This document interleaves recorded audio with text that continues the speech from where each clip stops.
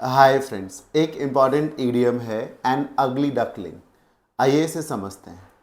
N ugly duckling का मतलब है an apparently unpromising person growing into a successful being.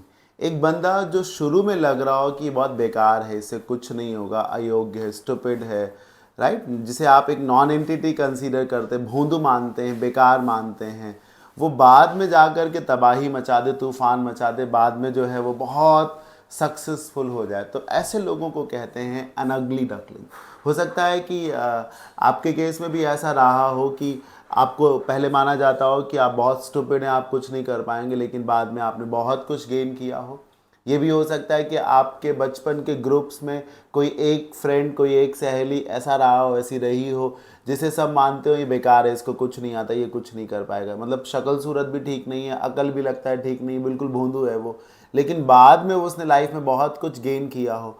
तो जो लग रहा हो कि वो कुछ नहीं कर पाएगा, जो लग रहा हो कि बिल्कुल बेकार है, स्टूपिड है, इडियट है वो, और बाद में जा कर के वो बहुत सक्सेसफुल हो जाए, बहुत शानदार अचीवमेंट्स हों उसके, ऐसे लोगों को कहते हैं अगली डकलिंग्स। ये एक स्टोरी से रिलेटेड है।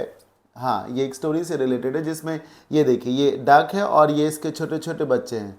बतख के बच्चों को ही डकलिंग्स कहते हैं। ये सारे, ये जो डकलिंग्स हैं, ये देखिए बहुत सुंदर हैं, और ये सुंदर नहीं है ना, इसका कलर अलग है, तो ये सुंदर कहाँ लग रहा है। और ये देखिए इसमें ये जो सुंदर वाले डकलिंग्स हैं, ये जब अपनी इमेज को देख रहे हैं पानी में तो इन्हें बड़ा अच्छा लग रहा है, और ये जब अपनी इमेज देख रहा है तो इसे नहीं अच्छा लग रहा, और ये सब देखिए इस पे हंस भी रहे हैं। तो जो हंसी का पात्र रहा हो, लेकिन बाद में देखिए ये वाली इमेज, वो कितना सुंदर आगे जा करके वो कितनी सुंदर बतख बन गया। तो ये है अगली डकलिंग। जो शुरू में लग रहा हो कि वो कुछ नहीं कर पाएगा, भोंदू है, स्टूपिड है, बदसूरत है, बाद में जा कर के वो बहुत टैलेंटेड निकले, बहुत काबिल निकले, बहुत खूबसूरत हो जाए, ऐसे लोगों को कहते हैं अगली डकलिंग्स। एग्जाम्पल से समझते हैं। Rohan, whom his friend would consider an ugly duckling at school, turned out to be the most successful entrepreneur in his group.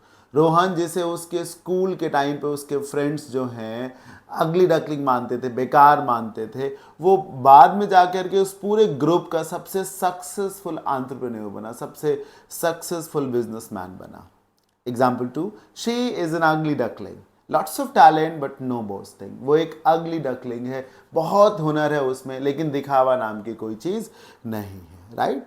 अगली डकलिंग को अक्सर लोगों की तारीफ में यूज़ किया जाता है, बिकॉज जिसे अगली डकलिंग का टाइटल दिया जाता है, ये वही बंदा है जिसको लेके लोग समझते हैं कि ये कुछ नहीं कर पाएगा, लेकिन वो खुद बहुत कुछ करता है। जैसे कि आप, एक मूवी आ रही है राजकुमार राव की, जो कि एक ब्लाइंड मैन है इंडिया के, श्रीकांत जी, उन पे बेस्ड है। अब समझिए, कोई किसी व्यक्ति की आंखें ना हो तो उसे दुनिया क्या मानेगी, चूतिया ही मानेगी ना, बेकार ही मानेगी, लेकिन वो बंदा आगे जाके कितना कुछ गेन करता है। ऐसे लोगों को कहते हैं, such great people are called ugly ducklings, right. मुझे उम्मीद है आप सभी को इस ईडियम का मीनिंग क्लियर हो गया होगा। अगर आप किसी एग्जाम की तैयारी करते हैं और आप ऐसे ही 2000 से भी ज़्यादा important idioms, phrasal verbs, proverbs सीखना चाहते हैं, जो एसएससी और बाकी एग्जाम्स में बार बार आते रहते हैं, और जो नए ईडियम्स भी आते रहते हैं, इन्हें आप सीखना चाहते हैं, तो आप मेरे इस बैच को ज्वाइन कर सकते हैं। इस बैच में मैं सिर्फ 99 रुपीज़ में ही 2000 से भी ज़्यादा इंपॉर्टेंट ईडियम्स, फ्रेजल वर्ब्स और प्रोवर्ब्स सब करा रहा हूँ with life time validity, right. कोई कन्फ्यूज़न हो तो आप इस नंबर पे कांटेक्ट भी कर सकते हैं। मुझे उम्मीद है कि आप सभी को आज के ईडियम ऑफ द डे में जो मैंने ईडियम पढ़ाया उसका मीनिंग क्लियर हो गया होगा। कैसा लगा आज का ये सेशन मुझे ज़रूर बताइएगा। अच्छा लगा हो तो वीडियो को लाइक कर सकते हैं, अपना एक कमेंट भी दे सकते हैं। आप ये भी बता सकते हैं कमेंट बॉक्स में जा करके कि अगले सेशन में आप कौन से ईडियम को पढ़ना चाहते हैं, मैं ज़रूर उस पर वीडियो बनाऊँगा। अभी के लिए इतना ही। Thank you for watching.